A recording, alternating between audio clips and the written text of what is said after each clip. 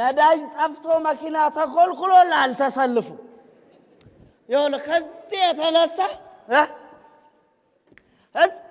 ምን አለፋ ጅቡቲ ሊደርስ ትንሽ ነገር እኛም ፊሽካቸውን ይነፋሉ በዚህ ምክንያት ደስታችንን ገና ሳንገልጽ ዳኛው ተጫወቱ ሳስነጥስ ነው አሉ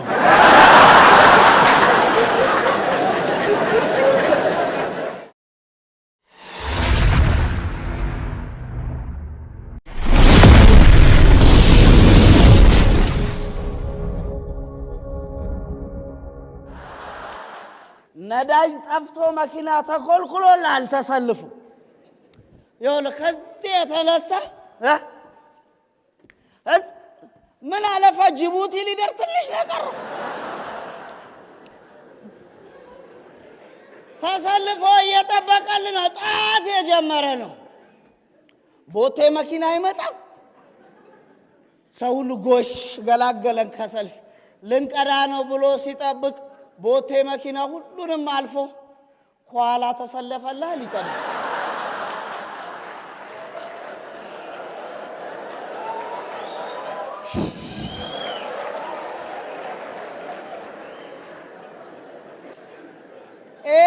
ነዳጅ ጭኖ ሁሉ ሊሆን ይችላል ኋላ የተሰለፈ እንደዛ ነው የሚያረጉ ችግርን ስትጠይቅ እኮ መልስ ይመልሳሉ ብለው የምታሰባቸው ሰዎች መመለስ አቅቷቸው ካንተ ኋላ ይሰለፉና እጃቸውን አውጥተው ፍርድ እንዴት እንዳጣን በቀላል ምሳሌ አስረዳለሁ ቀበሌያችን ውድድሩ ላይ በእግር ኳስ ቡድኑ አማካኝነት እኛን ወክሎ እየተጫወተ ነው የያጥቂ በቀበሌያችን ያስመረጥነው ተጫዋች ኳስ እየገፋ ሲሄድ ቅጣት ምት ክልል ውስጥ ይጠለፋል ዳኛውም ፊሽካቸውን ይነፋሉ በዚህ ምክንያት ደስታችንን ገና ሳንገልጽ ዳኛው ተጫወቱ ሳስነጥስ ነው አሉ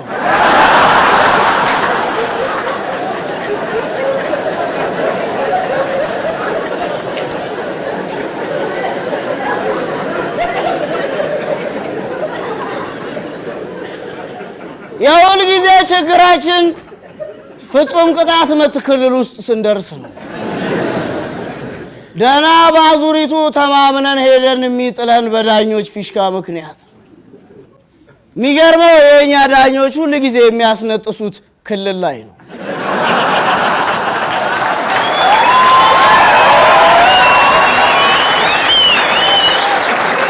እግር አይደለም በመኪና ነው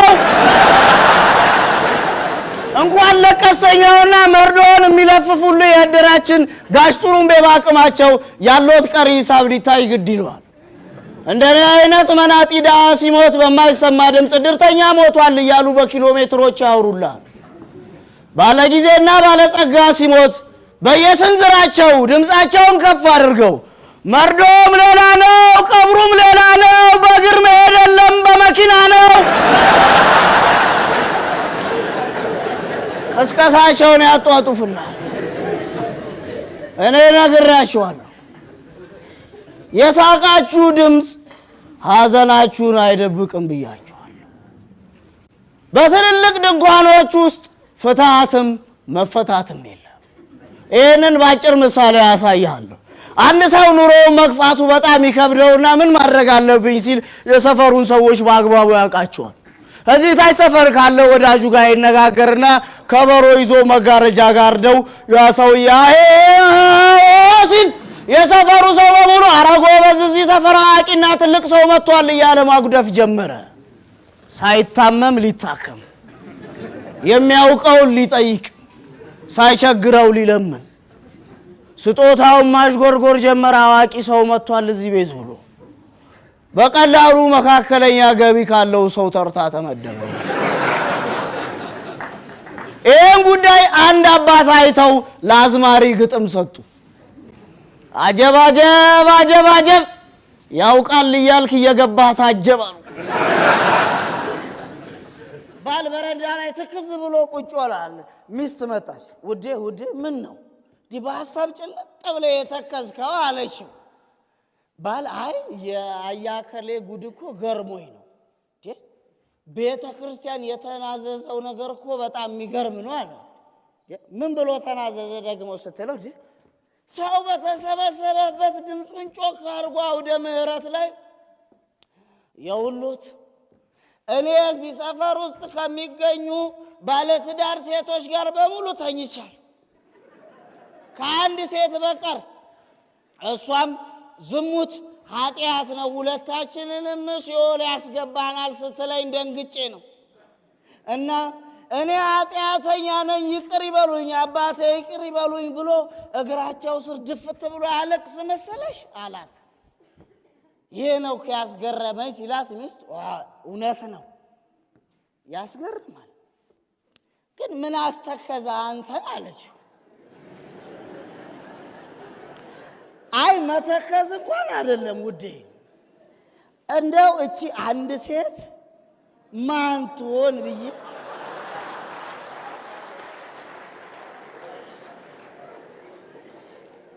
እቺ አንድ ሴት ማን ትሆን ብዬ እየተብሰለሰልኩ እኮ ነው አላት ሚስት መለሰች ምን የጠፍቶ ነው እንዴ ወይዘሮ ከሌለች እሷ እኮ ነች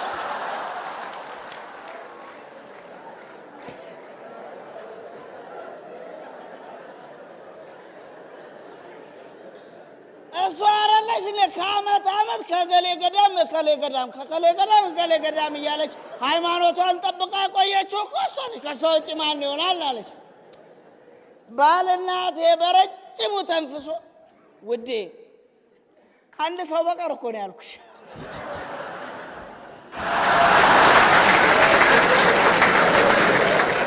አህዮች የጅብን ሚስት ለቅሶ ይሰማሉ ምን ጠላት ብንሆንም ለክፉ ቀንማ ከጎናቸው መሆን አለብን ብለው ለቅሶ ጋር ይሄዳሉ ሰብሰብ ብለው አንድ ሙሾ አውራጅም ከለፊት ሆና ሙሾ ማውረዷን ጀመረች ልክ የጅብ ሚስት ድንኳን ጋር ሲደርሱ ምን ሩቅ ቢሆኑ ይሰማል ድምጦ አስገራሚ ነው ግርማ ሞገሶ እንደብሎች ምን ነካቦ አሉ አህዮች ናቸው ጅብም አህዮቹን ወደ ድንኳኑ ያስገባ እውነት ተናግረሻል እውነትም ብለሻል ይህ ሁሉ አዘንተኛ ምን ይብላ ብለሻል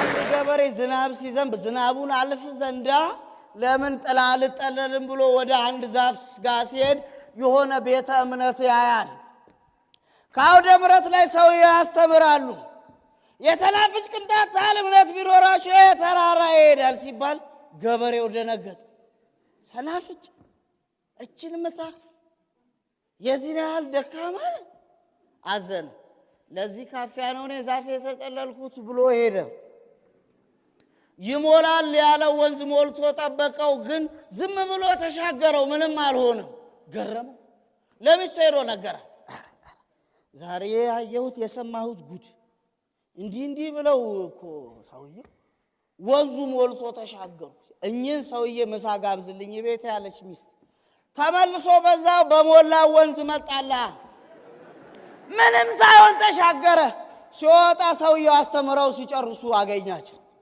እንደው ጌትዬ ቅድም ያወሩት ነገር እንደው ነክቶኛል ሰናፍጭ እኔ ገበሬ ነኝ ምንም አላቅ ሰናፍጭ ግን እና ሚስቴ ምሳ ልትጋብዞት ትፈልጋለች አሏቸው በደስታ ብለው መጡ ያወጉ እየመጡ እንግዲህ ገበሬው ላፍላፍ ያረጋ ተሻገረው ወንዙ ዞር ብሎ ሲያያቸው ሰውየው ቆመዋል የጌትዬ ይምጡ እንጂ ሲላቸው እንዴ ወንዙ ሞልቷል እንዴ እርሱ አይደል ቅድም ያስተማሩት ሰናፍጭ አሉ እኮ ሲላቸው እንዴ ተሻገሩ እንጂ ጌታዬ ሲላቸው ምን አሉ አይ አንተ ሰው እኛ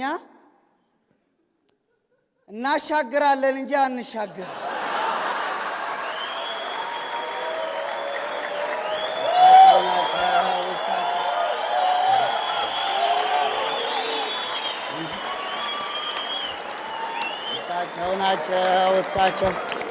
እሳቸው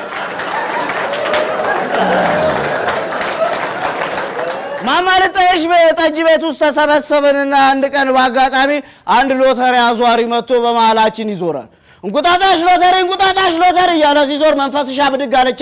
ቀለኛ በዚያ አጠጣጣችን መስከረም ምን ደርስ ይመስላል?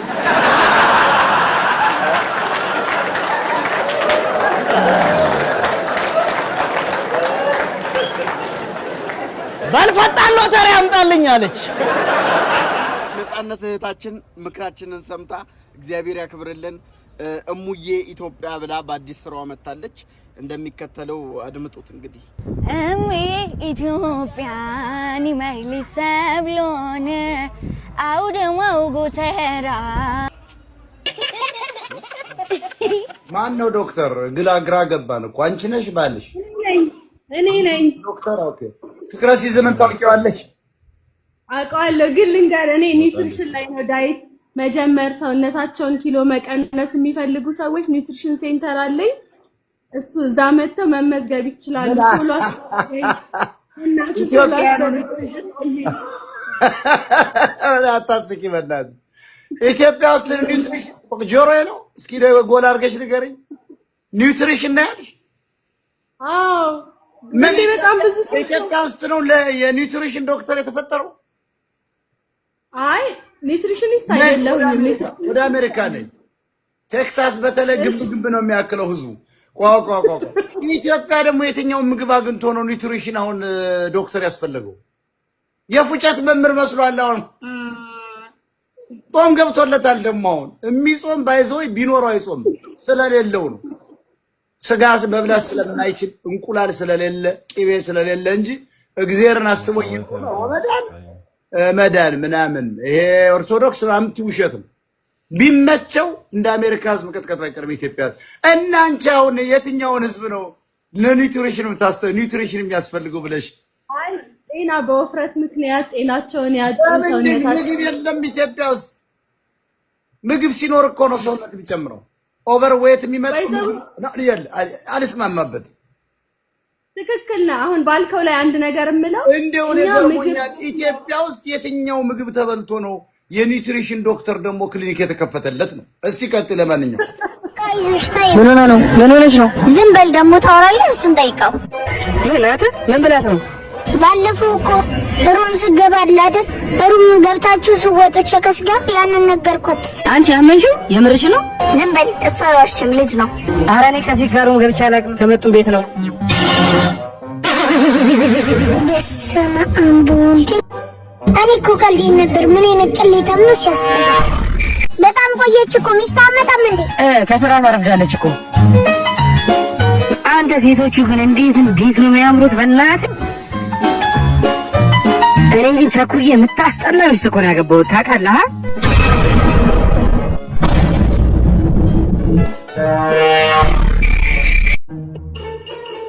ምን ነው ችግር አለ? አዲስ አበባ ነው እንደመጣው?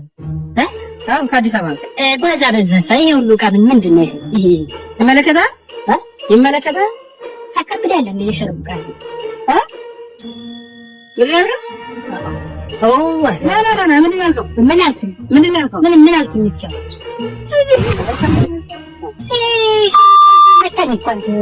የትም አራሁን ስመታኛል።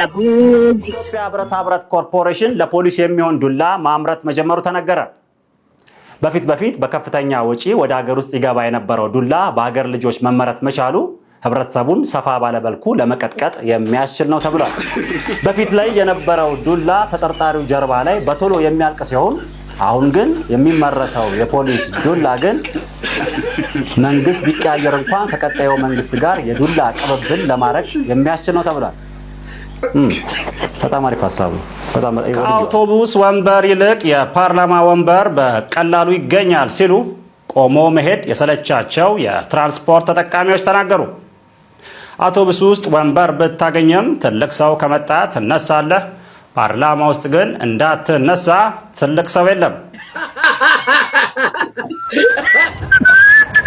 ዋትስአፕ ፋሚሊ ማን ነው? ጤና ይስጥልኝ። ጤና ይስጥልኝ። ምንድነው አንተ ሜክሲኮ ለመኪና እንደዚህ የምታበረው? ዳውን ታይሚንግን ሳትጠብቅ አንበሳ ብታወርድስ? ማን ነው ሰው ብትገጭስ? ኧረ አለቃ በ30 እኮ ነው። አንተ በእናት ጊፍት የምን ጊፍት? ካልገባህ ተው በቃ መንጃ ፈቃድ አምጣሽ። እሺ አለቃ። እናንተ በቅጣት ካልሆነ አትማሩ። ለአንደኛ ቅጣት ዱቄት ትቀባለህ። ሁለተኛ ቅጣት የትራፊክ ቤተሰቦች ተችላላችሁ ቢግ ላቭ ኤንድ ቢግ ሪስፔክት ብለህ ጮክ ብለህ ትልልኛለህ ማለት።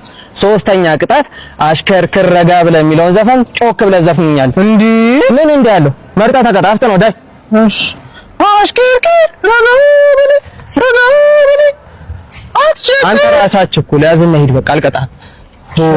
ጆሮዬን ፐርማነንትሊ ባል ልታረገው ነው። ሂድ በቃ